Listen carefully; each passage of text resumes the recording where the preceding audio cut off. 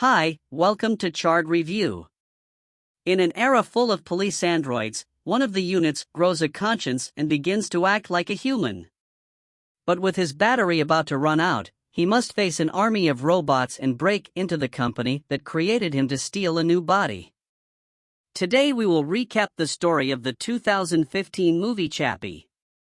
In order to put an end to crime throughout the territory, the South African police contacted a multinational called Tetraval to purchase dozens of robots that took over the jobs of police officers, greatly reducing the crime rate and corruption. During another operation, Unit 22 ends up being hit by a fugitive's car and suffers serious damage, damaging its antenna. After replacing the part, the technicians rewire the robot and send it out to chase a gray van driven by the ninja and his cronies. Thinking he has lost the police, the man heads out of town where he meets up with Hippo, the region's distributor of illicit substances. When he arrives at the place, Ninja gets out of the van trying to explain that nothing was his fault, but Hippo doesn't seem willing to listen and orders him to hand over his car keys. The gun's going straight to the trunk to check the state of his merchandise. Seeing that everything has been destroyed, Hippo charges $20 million for the loss and shoots one of Ninja's cronies right in the heart. At that moment, two helicopters full of androids arrive on the scene and Hippo orders his men to set off the explosives, raising a curtain of dust which he uses to hide. Ninja and his men get into the van and try to escape, but since he has given the keys to one of the goons, they must find the object before they can get out of there. At that moment, the helicopters land on the spot. And the androids advance into enemy territory, serving as a shield for the human police officers who continue to gain territory, taking down more and more criminals. In the midst of the confusion, Ninja sees the man who took his keys and asks for them back, but the man refuses to help and gets into the car, following the tracks to try to escape. Upon spotting the escaping target, an android sniper shoots from the helicopter and hits the vehicle hard with an explosive round, sending the car flying through the air and allowing Ninja to run to the body to recover on the other side of the tracks. Hippo realizes that the police are coming and grabs a bazooka to greet them in style, firing a mega-overpowered rocket as soon as the door opens. Unit 22 takes even more severe damage and goes completely offline, forcing the human police officers to retreat while waiting for reinforcements. Taking advantage of the breach, Ninja gathers with the rest of the group and flees with the van, leaving Hippo to flee on foot. Even with the damage to Unit 22, the operation is deemed a success and the delegate requests another 100 escort. And it's for Tetrapol, further increasing the merit of Dion, the android creator, seeing his colleagues' success. Another inventor named Vincent asks his boss Michelle to increase the budget for Moose, his newest creation, but the woman refuses and asks her employee to reduce the cost of the robot to make it attractive to the police. At this moment, one of the technicians calls Dion's desk and asks him to go to the maintenance sector to analyze Unit 22, coming to the conclusion that the damage has rendered his creation useless. But the inventor tells the technician that it is still possible to extract the processor and grind the chassis, reusing the alloys to make a new unit on the other side of town. Ninja arrives at the hideout and receives a call from Hippo, who threatens him about the $20 million, giving him a week's deadline to collect the money. With no idea how to get the money, Ninja talks to his associates and Yolandi suggests that they rob armored car, which usually carries something in the region of $500 million at a time, making it possible for them to pay off Hippo and still have an absurd amount of money to do whatever they want, although he thinks it's a good idea. Ninja says they will still have to deal with the androids, and Yolandi gives them the idea of capturing the creator of the robots and getting him to tell them how to turn them off. Unaware that he is in their sights, Dion goes home and starts working on an artificial intelligence program that he has been developing for almost 3 years, staying up all night until he finally manages to create a consciousness file. Even though he is quite happy, the inventor knows that he still needs to test it and decides to go to Tetra Eval to see if Unit 22 is still in one piece, suspending the robot's grinding process soon. After, he goes to Michelle's office and tells her about his new achievement, saying that the intelligence he created could even compose music. But the woman rejects his request to implant the consciousness in Unit 22, claiming that a military robot does not need to write poetry. Frustrated, Dion decides to disobey his boss's orders and goes to the maintenance room to collect the remains of the scout robot, putting the scrap metal in the van to take it home. But Ninja and his henchmen are already on the lookout and capture him. At the intersection in the Tetraval conference room, Vincent presents tourists to the police department, claiming that his creation can neutralize targets at long distances. But since he only deals with urban crimes, the delegate says that this robot is an exaggeration and says that she is satisfied with the scout units that Dion has created, making the inventor extremely angry. Back at the hideout, Ninja wakes up Dion and starts asking him how to turn off the robots, but as the man does not cooperate, Yankee decides to look for some kind of control in the company van. Finding the carcass of Unit 22 inside with this gold mine in her hands, Yolandi suggests that they force Dion to reprogram the android, causing the robot to start obeying her orders and help them in the robbery. Seeing this as the perfect opportunity to test his project, Dion says that the scout unit in the vehicle is a prototype and that it has a conscience of its own, but it will be like a newborn baby needing them to teach it literally everything. Excited, Ninja accepts and allows Dion to reassemble the android and implant consciousness into the robot, turning it on shortly thereafter with his newfound intelligence. The unit can't understand anything they say and is hidden behind a beam until Ninja steps aside now that the robot has calmed down. Yolandi christens him Chappie and introduces herself as his mommy, promising to take care of him as if he were her own son. Excited about his creation, Dion goes to the van and gets one of those toy chickens as a present for his creation, introducing the robot to various everyday things. At this point, Ninja returns, and, seeing that the job is done, throws the inventor out at the shotgun base. But Yolandi defends him and says that Dion will need to return in the next few days to train Chappie at the Tetravalent facility. Vincent decides to get the access key that allows new software to be installed on the androids, but since Dion got the object earlier, the flash drive is no longer in place. Curious, Vincent goes to the computer and starts checking the scout units, discovering that the key is inserted in Unit 22. Dion needed to plug the object into Chappie to install his consciousness, but since Ninja kicked him out before he could retrieve the flash drive, now the only way to access the androids is inside Unit 22 that Tetraval. Dion is researching how to teach a baby its first words when Vincent shows up to ask for the access key, but the engineer refuses, saying that this is forbidden by company policy. Furious, Vincent pushes Dion against the table and points a gun at his head, asking for the key once again. But as the inventor keeps saying he can't, the Moose creator pulls the trigger, revealing that it was just a joke and that his pistol was unloaded. After the super healthy prank, Vincent goes back to his desk and watches Dion all day, following him to the ninja's hideout after work. Back at the warehouse, the engineer Peaches, Chappie. Things like reading and painting. Unaware that Vincent is watching from afar, locating Unit 22 where the security key is while the robot is still painting, Ninja arrives and starts beating Dion, claiming that his robot should be a gangster. However, Yolandi manages to calm the young man down once again and allows the inventor to get out alive. After all the confusion, one of the gang's contacts calls Yankee and reveals the day and time of the next armored car. But sensing that the android is not ready yet, Ninja decides to show how rotten the real world.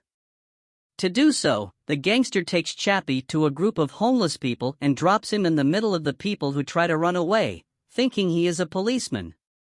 But they soon realized that this robot is peaceful and start throwing rocks at him, as well as exploding a Molotov on the android's back out of pure spite. Badly damaged, Chappie begins to walk around looking for the way to the hiding place, but Vincent hires a group of mercenaries who capture him just as he begins to make friends with a little dog. Using a super stolen gun, Vincent manages to shut down the robot from afar and takes it to his brook, where he begins to disassemble it.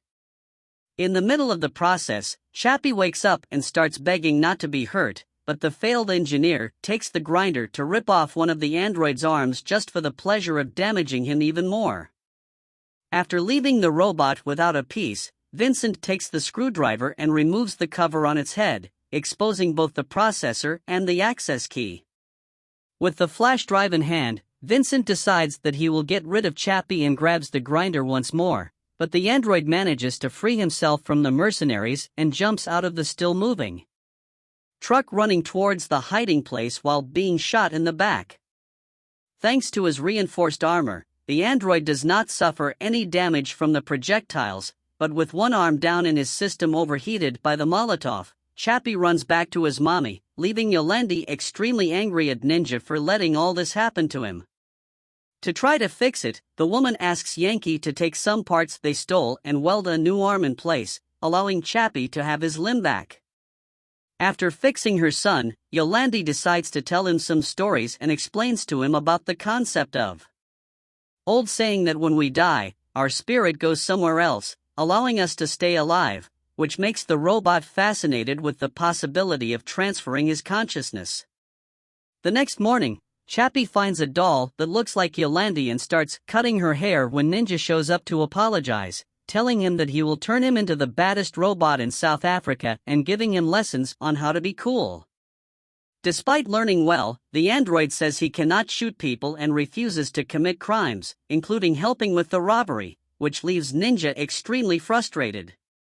Realizing that the situation is going to get out of hand, Yankee calms his accomplice down and decides to take over the lessons to trick the robot, saying that they can always use a knife to help tired people sleep. Unaware that he is being tricked, Chappie continues his crime class and undergoes a customization that makes him look even more like a gangster. Thinking he is ready, Ninja takes the android for a walk and tricks him into stealing some cars, thinking he is recovering stolen vehicles. But since he has learned to act like a gangster, Chappie takes a Griffin wrench and starts beating the car as well as throwing the human across the street. With everything, furious Ninja calls Chappie back and tells him not to destroy the cars so they can sell them, later teaching the robot to use weapons to intimidate people and take the vehicles. Thinking he is helping his father recover stolen automobiles, Chappie takes dozens of innocent people's cars, forcing Ninja to make several trips to get them all to the chop shop. As soon as he arrives at the King's hideout, the criminal leaves Chappie downstairs, where pit bull fights take place almost daily, but when they see a police robot among them, people start to flee in desperation. Leaving the android alone with the animals while Ninja goes up to the top floor to get the equipment from the robbery. When King sees how many cars they have managed to take, he calls his security guards who bring him a suitcase with money. But since he needs equipment for the robbery, Ninja decides to exchange the money for explosives and several different types of weapons. Downstairs, Chappie finds a lifeless little dog, and Ninja appears to explain that people need to fight to survive, but since his body is made of a super reinforced titanium alloy, the robot says he has nothing to worry about. To convince him to help in the robbery, Ninja tells him about the accident with the bazooka and reveals that his battery has fused with the body, making it impossible to recharge his energy or replace it with a new one, so that when the current charge runs out, Chappie will be disconnected and will never live again. Worried, the android asks why Dion would create him in a defective body, and Ninja takes the opportunity to turn the robot against its own creator, as well as manipulating him further, saying that if he helps them in the robbery, Chappie can use part of the money to buy a new body, allowing him to stay alive forever. Not far from there, Dion buys a revolver and goes straight to the bandits' hideout, finding Yolandi alone. But since he has nothing against the girl, he decides to just wait for Ninja and the others to arrive. After a few minutes, Dion sees Chappie unloading the van and decides to go to him to give him another toy chicken. But the robot is upset by what he has discovered and ignores him completely. With a little insistence, the engineer manages to get the robot to respond, and they begin to talk about the molten battery and body transfer, never imagining that on the other side of town. Vincent breaks into Tetrapol and uses the administrator key to install malware in each of the scout units, shutting down all the robots at once. Throughout the city, police androids begin to break down, leaving both the streets and the prisons extremely unsafe. Being one of the robots, Chappie is also affected by the malware and has his processor fried in front of Dion. Concerned, the engineer decides to take his creation out of that place and draws his revolver to intimidate the criminals managing to get Chappie's chassis into his van from inside the prison. One of the criminals realizes what is happening and calls Hippo to tell him about the shutdown of the robots, causing the gangster to send all his men to commit as many crimes as possible, leaving the streets of Johannesburg extremely chaotic and forcing the police to put even the reservists into action. With all units affected, Vincent is satisfied and decides to delete the malware to erase his tracks. But just as he begins the process, Dion arrives at Tetrol and begins dragging Chappie into the facility, forcing the Moose creator to hide. Thinking he is alone, Dion connects with Robot to the system that detects the presence of the malware and quarantines it, interrupting Vincent's process to delete the virus. With the malware neutralized, Dion manages to reconnect Chappie and tries to get out of there as quickly as possible. But the android is extremely curious to find Moose and his neural helmet, which allows a human to control the robot-shaped tank. With much sacrifice, Dion manages to convince Chappie to go to the exit. However, when they get close to the door, the android sees a deactivated prototype and decides to take it to use as his new body. Although it is a good idea, its creator claims that this is impossible and that his consciousness cannot be copied. But Chappie is determined to make it work and decides to get the neural helmet, planning to use it to compute his mind and pass the data to his new body. Back at the hideout, the android uses Yolanda's help to test the helmet until he can map her consciousness. With the police about to raid Tetrapol, Vincent drops the flash drive in the terminal and leaves without attracting suspicion, making it look like Dion is to blame for all this. When Michelle arrives at the place, Vincent goes straight to her and asks her for permission to send the Moose so they can control the situation, but the woman rejects his request, throwing the inventor's whole plan down the drain. In the hideout, Chappie makes several attempts to compute the neural data until his processor overheats, finally managing to map his consciousness. Now that the hard part is done, the robot knows that he needs money for his new body and sets off to rob the place together with Ninja driving to the highway, where they blow the door of the armored car and make Chappie put all the security guards to sleep at the Tetraball base. Dion realizes that someone has implanted a virus and that the access key is plugged into the terminal where Moose is stored, pointing straight to Vincent as the culprit.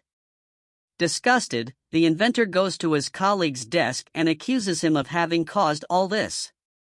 But at that very moment, a news report shows live footage of Chappie helping in the robbery, causing Dion to drop everything and go to the streets after his creation. As soon as he leaves, Vincent goes to Michelle's office and begins to place the blame for everything on his rival, revealing that he has created a thinking unit that is now committing crimes. Since this is an even bigger stain on the company's reputation, Vincent asks for permission to send Moose to finish off Chappie, finally getting the chance he said desperately wanted.